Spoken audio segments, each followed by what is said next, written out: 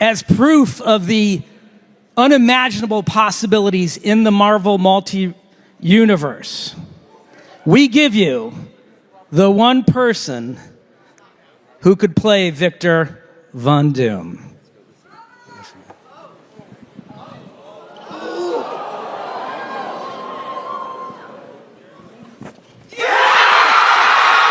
සාදරයෙන් පිළිගන්නවා ඔක්කොම අදත් මගේ YouTube channel එකට.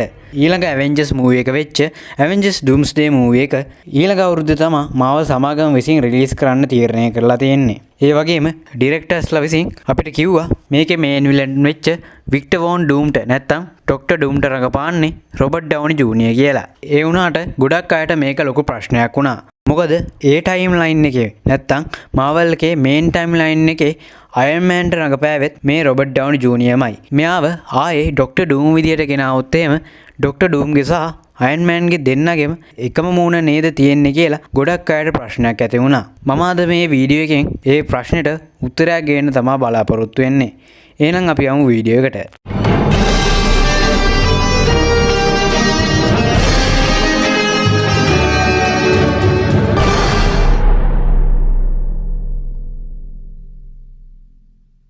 මම හැම වීඩියෝ එකේම කියනවා වගේ මේ වීඩියෝ එකෙත් කියනවා එක එක යුනිවර්ස් වල ඔරිජින් ස්ටෝරි එක එක විදිහට වෙනස් වෙනවා කියලා.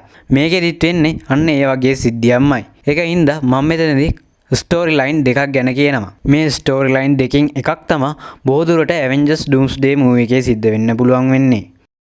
මේ ස්ටෝරි ලයින් එකේදී වෙන්නේ හාවර්ඩ් ස්ටාර්ක්ගේ ඇත්ත පුතා නෙමෙයි ටෝනි ස්ටාර්ක් කියන්නේ.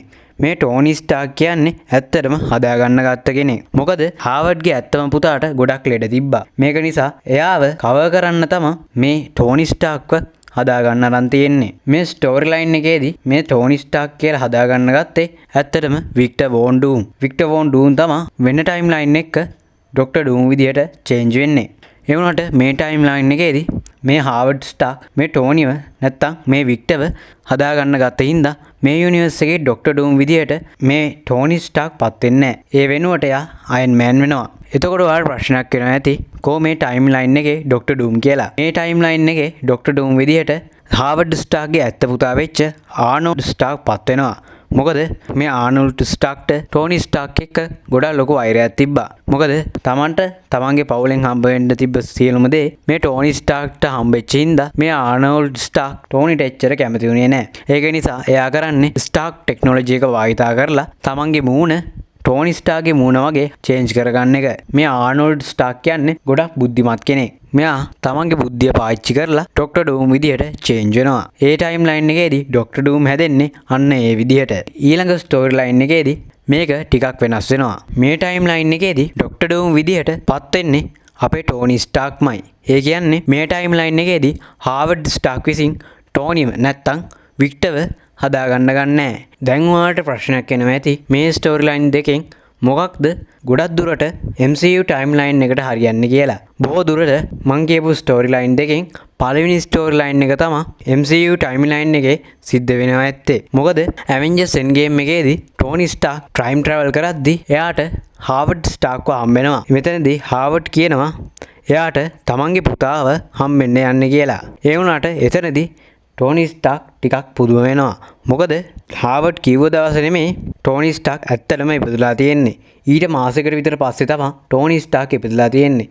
මේකින්ද බොහෝ දුරට මම පළවෙනියට කිව්ව ස්ටෝරි ලයින් එක මේ MCU ටයිම් ලයින් එකට ගැලපෙනවා. ඒකින්ද සමහර විට මේ ඩොක්ටර් ඩූම් විදියට ආනෝල්ඩ් ස්ටාර්ක් එන්න පුළුවන්. නැත්තම් අපි දැන් ඉන්නේ මල්ටිවර්ස් සාගා එකේ හින්දා වෙනම යුනිවර්ස් එක ටෝනිගේ මූණට සමාන වික්ටර් වෝන් ඩූම් කෙනෙක් ඩොක්ටර් ඩූම් විදියට MCU ටයිම් ලයින් එකට එන්න පුළුවන්කමක් තියෙනවා. අපිට ඒක ඉතින් හරියටම කියන්න බෑ. මොකද ඩිරෙක්ටර්ස්ලා මොනව කරයිද කියලා අපිට හරියටම කියන්න බෑ. බොහෝ දුරට Avengers Doomsday movie එකේ නම් මම හිතන්නේ ඩොක්ටර් ඩූම් අනිවාර්යෙන් දිනනවා. ඊට පස්සේ තමයි Avengers Secret Wars movie එක සිද්ධ වෙන්නේ. ඩූම්ව පරද්දන විදිය සමහර විට ඒ movie එකේ තියෙන්න පුළුවන්. මං කලින් කිව්ව ස්ටෝරි ලයින් දෙකට අමතරව තවත් ඩොක්ටර් ඩූම් සහ අයර්න් මෑන් සම්බන්ධ වෙන ස්ටෝරි ලයින් ගොඩක් තියෙනවා.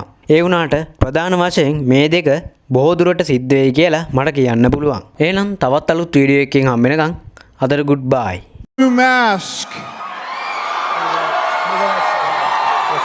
Same task. What can I tell you? I like playing complicated characters.